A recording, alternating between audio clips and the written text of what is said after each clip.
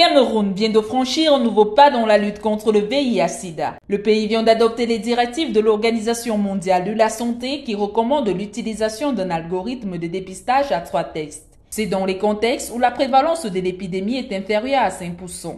Cela fait suite aux résultats de l'enquête démographique et de santé de 2018 qui a révélé une prévalence du VIH à 2,7% au Cameroun.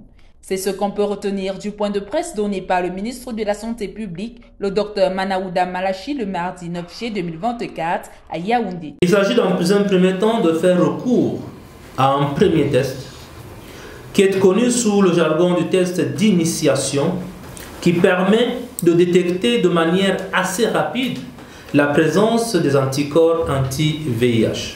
Son nom l'indique, il vise donc à confirmer les résultats du premier. Un troisième test, dit cette fois-là de vérification, est rendu nécessaire en cas de discordance entre les deux premiers. Si l'on parlera désormais d'algorithme à 3 textes, il faut noter que celui à 2 textes a porté ses fruits sur le plan épistémologique. Il convient de noter que le nombre de nouvelles contaminations annuelles est passé de 45 835 en 2004 à 9 898 en 2022, tout le temps que le nombre de décès liés au VIH-Sida est estimé à 31 444 à 10 198 au cours de la même période. Au Cameroun, la prévalence du VIH est plus élevée chez les femmes par rapport aux hommes, soit 3,4% contre 1,9%.